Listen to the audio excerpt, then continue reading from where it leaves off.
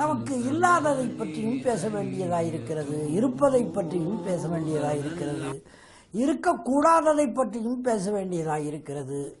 நமக்கு இருக்கக்கூடாத ஒரு குணம் பொறுமையின்மை, இருக்க வேண்டிய குணம் சகிப்புத்தன்மை.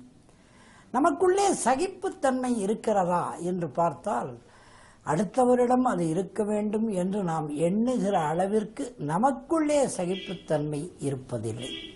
ஆம், இந்த சகிப்புத்தன்மை இல்லாத போதெல்லாம் நாம் எப்படி நடந்து கொள்கிறோம்? நம் நிலை தவறி போகிறது. குடும்ப வாழ்க்கையிலும் சரி, பொறுத்து கொள்வதற்கு முடியவில்லை. நோய் வந்தால் பொறுத்து கொள்ள முடியவில்லை.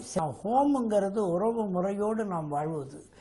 அங்கே சகிப்புத்தன்மை இல்லாவிட்டால் நோய் வந்தால் கொஞ்சம் பொறுத்து கொள்ள வேண்டும், இறைவனிடத்தில் துவா கேட்க வேண்டும், உரிய மருந்துகளை சாப்பிட வேண்டும். ஆனால் அப்படியாகிவிடுமோ இப்படியாகிவிடுமோ என்று ஆர்ப்பாட்டம் செய்கிற நிலை ஏன் வருகிறது என்றால் உங்களால் பொறுத்து கொள்ள முடியவில்லை, சகித்து கொள்ள முடியவில்லை. என்ன போய் அவன் அப்படி சொல்லிட்டானே, அதுவும் என்னை பற்றி அவன் அப்படி சொல்லிட்டானே, அதுவும் அவங்க முன்னால சொல்லிட்டானே என்றெல்லாம் நாம் ரொம்ப அழுத்து கொள்ளுகிறோம், சலித்து கொள்ளுகிறோம். உங்களை பற்றி சொல்கிற மாதிரி நீங்கள் ஏன் நடந்துக்கிட்டீங்க? அதை பற்றி என்னைக்காவது யோசித்து பார்த்துருக்கீங்களா? இவர் நடந்துக்குவாராம், ஆனால் அவர் அதை சொல்லியிருக்கக்கூடாதான். நாம் எதையெல்லாம் சகித்து கொள்ள வேண்டும்? பிறர் ஏதாவது இகழ்ந்து பேசிவிடுகிறார்கள் என்று வைத்துக் கொள்ளுங்கள். துருவி துருவி ஆராய்ந்து பார்த்தால் தெரியும். மறைமுகமாகவோ நேர்முகமாகவோ நம்மால் இகழப்படாத, துன்புறுத்தப்படாத, இம்சிக்கப்படாத யாரும் நம்மை எதுவும் செய்ய மாட்டார்கள். எழுதி வைத்துக் கொள்ளுங்கள். எப்பொழுதோ செய்திருப்பீர்கள், அதனுடைய விளைவு இப்பொழுது வந்து இருக்கும். இப்பொழுது இஸ்லாமிய வரலாற்றுக்குள்ளே நுழைந்து பார்ப்போம். ஏன் காயப்பட்டு விட்டார்கள் குறைஷிகள் நபிகள் நாயகம் ஸல்லல்லாஹு அலைஹி வஸல்லம்? நிச்சயமாக அவர்கள் இறைவனை விட்டு விலகிய போது, இறைவனின் நெறியை விட்டு விலகிய போது, இறைவனின் படிப்பினைகளை விட்டு அவர்கள் புறந்தள்ளிவிட்டு வேறு பாதையில் போன போது அதை சுட்டி காட்டுவதற்கு நபிகள் நாயகம் ஸல்லல்லாஹு அலைஹி வஸல்லம் இறை சட்டங்களை ஏந்தி கொண்டு ஜிப்ரீல் மூலம், மாணவர் ஜிப்ரீல் அலைஹிஸ்ஸலாம் மூலம் அவருக்கு இறைவன் அனுப்பியவற்றை சொன்ன போதே ஆத்திரப்பட்டு விட்டார்கள். ஏன்? நாங்கள் தவறிவிட்டோம், அந்த தவறை இவர் சுட்டிக்காட்டுகிறாரே என்ற எரிச்சல். வேறு என்ன? இதுதான் இஸ்லாமிய வரலாற்றின் தொடக்கம். எதற்காக நபிகள் நாயகம் ஸல்லல்லாஹு அலைஹி வஸல்லம் கண்ணீர் விட்டார், கதறினார், கவலைப்பட்டார்? நெட்டுக்குட்டாக இருக்கிற அந்த நூர் ஜுபைல் மலை மீது, ஜுபைல் நூர் மலை மீது ஏறி ஹீரா குகையிலே சோறும் நீரும் வைத்துக்கொண்டு அழுது அழுது அழுது அழுது தியானம் செய்தார், இறைவனை இறைஞ்சினாரே. எதற்காக இறைஞ்சினார்? மனைவி இல்லையே என்று இறைஞ்சினாரா? கதீஜா பிராட்டியார் என்கிற அந்த அருமையான துணைவியாரோடு அவர் வாழ்ந்தாரே, அவருக்கு அந்த குறை இல்லையே, பிள்ளைகள் இல்லையே என்று ஏங்கினாரா? இல்லையே. அவர் வாழ்ந்த வாழ்க்கையிலே வணிகராக இருந்தாரே, அதில் மிக நேர்மையான வணிகராகவும் மிக நல்ல வணிகராகவும் லாபம் தரக்கூடிய, பொருள் ஈட்டக்கூடிய வணிகராகவும் பல தேசங்களுக்கு போய் வருகிறவராகவும் நல்ல பெயர் எடுப்பவராகவும் இருந்தாரே, அதற்காக கவலைப்பட்டு அழுதாரா, கண்ணீர் விட்டாரா? இல்லையே. அதற்கு பிறகு நம்மை சுற்றி இருக்கிறவர்கள் நம்மை நம்பவில்லையே என்ற கவலை அவருக்கு இருந்ததா? நம்பிக்கைக்குரியவர் அவர் மட்டும்தான் என்று அந்த குறைஷி மக்கள் முழுவதுமே, அரபிய மக்கள் எல்லோருமே ஏற்றுக்கொள்ளக்கூடிய ஒருவராக இருந்தாரே, எதற்காக கவலைப்பட்டார்? வீரம் இல்லையே, சோனியாக இருக்கிறோமே என்று நினைத்தாரா? மாவீரராக இருந்தாரே, அழகாக இல்லையே என்று கவலைப்பட்டாரா? எதற்கு அழுதார்? ஜுபைல் நூர் மலை மீது ஏறி ஹீரா குகையிலே உட்கார்ந்து எதற்காக அழுதார்? உலகம் தீமையை நோக்கி பயணப்பட்டு கொண்டிருக்கிறதே, ஒரே இறைவன் அல்லாஹ் தஆலா சுப்ஹான் அல்லாஹ், அவனை விட்டு உலகம் விலகிக்கொண்டே இருக்கிறதே, இணை வைக்கிறார்களே. மாபெரும் இறைவன், எல்லாவற்றையும் படைத்து காத்து ரட்சித்து பரிபாலிக்கிறவன், தேவைகளே அற்றவன், யாராலும் பெறப்படாதவன், யாருக்கும் பிறக்காதவன், அனைத்தையும் அதன் வழியில் நடத்தி கொண்டிருக்கிறவன், இம்மை நலன்களையும் வழங்குகிறவன், மறுமை நலன்களையும் வழங்கக்கூடியவன். அல்லாஹ் தஆலாவை புறக்கணித்து விட்டார்களே என்றுதானே அழுதார். அந்த இறை செய்தியை அறிந்து மக்களுக்கு எடுத்து வைக்கத்தானே அழுதார், துடித்தார். ஒழுக்கம் இல்லையே இந்த சமூகத்திலே என்று சமூகத்திற்காகத்தானே அவர் அழுதார். விபச்சாரம் என்பது நன்மையாக கருதப்பட்டு விட்டதே, எவ்வளவு பெரிய தீமை அது என்று உணர்ந்ததனாலே விபச்சாரத்தை ஒழிக்க வேண்டுமே, அதற்கான இறைவசனங்கள் இறங்க வேண்டுமே என்பதற்காகத்தானே அழுதார்.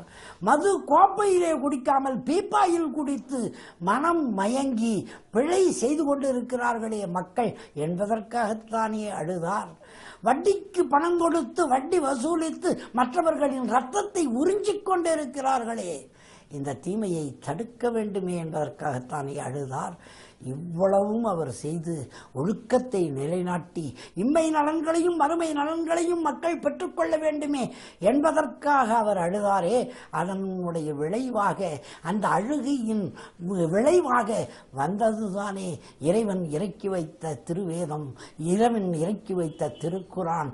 ஒரு எழுத்து, ஒரு வார்த்தை, ஒரு சொல், ஒரு ஒலி கூட மாறாமல் இன்றைக்கு வரைக்கும் உலகம் முழுக்க இருந்து கொண்டிருக்கிறதே. உலகத்தில் எந்த நூலாவது இப்படி இருக்க முடியுமா? இதுவே சாட்சி அல்லவா அது இறைவனின் வார்த்தை என்பதற்கு. அந்த இறைவனின் வார்த்தையை அறிந்திருக்கிற இஸ்லாமியர்கள், புரிந்திருக்கிற இஸ்லாமியர்கள், உணர்ந்திருக்கிற இஸ்லாமியர்கள் பின்பற்றுவதில் மட்டும் சில பேரேனும் தவறு செய்து கொண்டிருக்கிறோமே. என்ன காரணம்?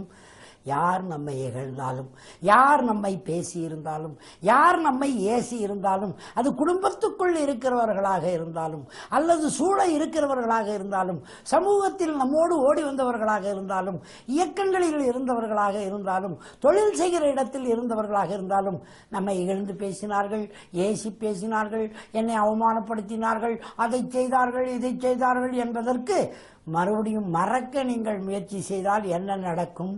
ஃபர்கெட், கெட்டுன்னா பெறுவதுன்னு அர்த்தமாச்சே. மறக்க முயற்சித்தீர்கள் என்றால் எதை மறப்பது என்னும் போதே நினைவுக்கு வந்து விடுமே. அப்புறம் எப்படி நீங்கள் அதை மறப்பீர்கள்? ஃபர்கிவ், மன்னித்து விடுங்கள்.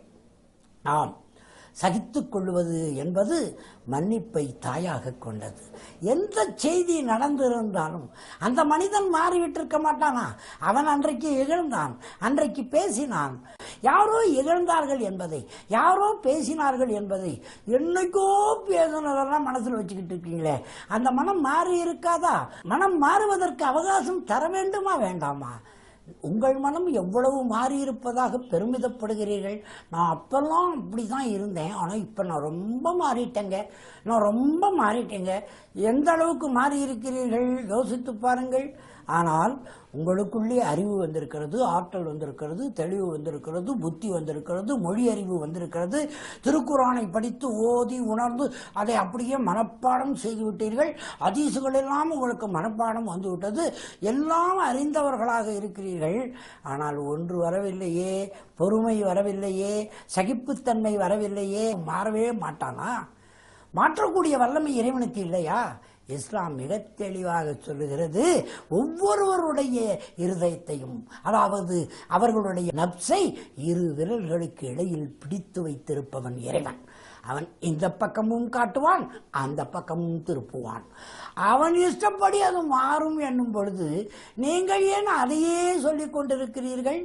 இஸ்லாமிய வரலாற்றில் பார்த்தீர்கள் என்றால் சபித்தல் என்பது தடை செய்யப்பட்டிருக்கிறது. இத்தனை தருணங்களிலே அவர்கள் சகிப்புத்தன்மையோடு இருந்திருக்கிறார்கள் சஹாபாக்கள்.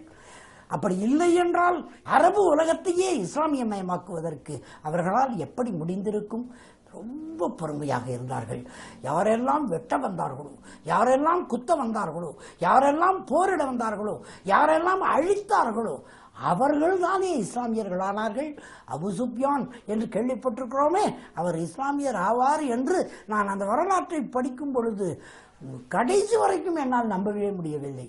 நபிகள் நாயகம் ஸல்லல்லாஹு அலைஹி வஸல்லத்துக்கு எதிரியாக இருப்பதே ஒரு ஃபுல் டைம் வேலையாக வைத்துக் கொண்டிருந்த அபு சுப்யானை ஈர்த்து விட்டார்கள் என்றால், கட்ட பஞ்சாயத்து வச்சா ஈர்த்தாங்க, துவா கேட்டாங்க, உண்மையை சொன்னாங்க, சத்தியத்தை எத்தி வச்சாங்க.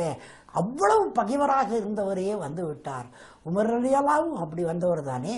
இவ்வளவு தூரம் இஸ்லாமிய வரலாறு நமக்கு சகிப்புத்தன்மையின் உரத்தை, சகிப்புத்தன்மையின் ஆழத்தை போதித்த பிறகு கணவன் மனைவிக்குள்ளே சகிப்புத்தன்மை வேண்டாமா? பிள்ளைகளிடத்திலே சகிப்புத்தன்மை வேண்டாமா? மாமியார் என்னைக்கோ ஒரு நாள் தெரியாமல் இவ்வளோ கட்டிக்கிட்டு வந்துட்டேன்னு யார்கிட்டவோ சொன்னதாக, இன்னொருவர் கேட்டதாக, அவர் சொன்னதை இன்னொருத்தர் கேட்டு விட்டதாக உங்களுக்கு வந்து சொன்னால் இவ்வளோ கோவப்படுறீங்களே. வரும்போதே நீ என் மருமகளே இல்லை கண்ணு, நீ என் மக மாதிரின்னு கட்டி பிடிச்சி உள்ளே கூட்டு வந்தாங்களே, அதை மட்டும் மறந்துடுறீங்க. சகிப்புத்தன்மை வேண்டும் வாழ்க்கையில். எது நேர்ந்தாலும் சகித்து கொள்ளுங்கள். ஏனென்றால் எல்லாம் மாறுதலுக்குரியவை. மாறாதவன் இறைவன் மட்டுமே, இறை சட்டங்கள் மட்டுமே.